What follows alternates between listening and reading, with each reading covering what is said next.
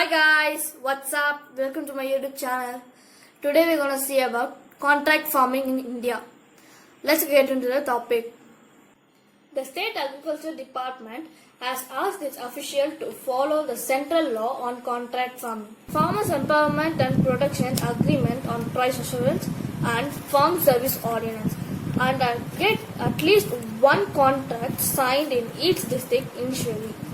Here, what is contract farming? It is nothing but a written agreement between a farmer and a buyer. Let's move on to the story.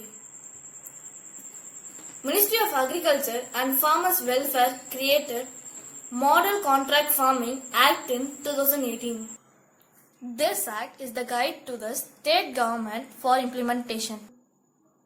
You know what? Tamil Nadu has become the first state to bring the law on contract farming. That is, Tamil Nadu Agricultural Produce and Livestock Contract Farming and Service Act of 2019. What does the law say?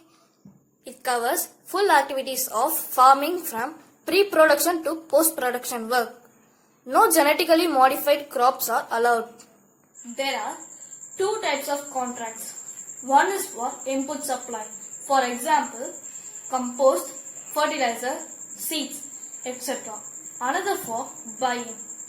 This law covers 110 items for agri products, but this is completely voluntary.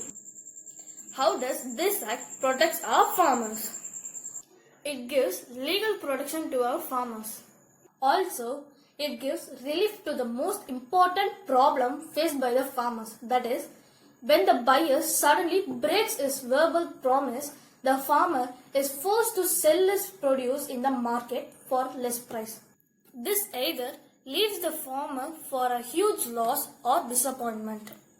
Products that comes under this law are agriculture, and other areas are horticulture, sericulture, apiculture, animal husbandry or forest activities.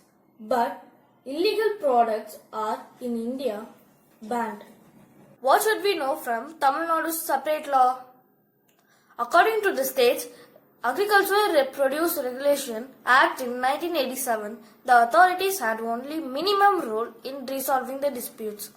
Due to the absence of legal framework on such agreement, state authorities concerned were often being called upon to resolve this issue between farmer and the buyer. To note, here, the small and regional farmers, due to the lack of money, may not prefer the legal work. Yes, you guessed right. Tamil Nadu, by bringing this law, protects these small and regional farmers from price fluctuation, ensures better price for quality. And also, farmers will get to develop their new skills, etc.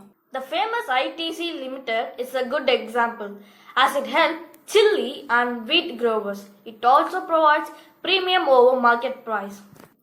Farmers in Tiruvannamalai district of Tamil Nadu who chose to adopt Swedish Agro's major Syngenta Tetra seedling technology few years ago were counseled until paddy was harvested on their farm. Safeguards to farmers. We all know about Gujarat potato farmers case filed by PepsiCo. In order to protect farmers from such cases, they are allowed to sell a portion of agri-produce to others after meeting the contract commitment. Do you know how the dispute is resolved? I will tell you. Mutual negotiation among two parties.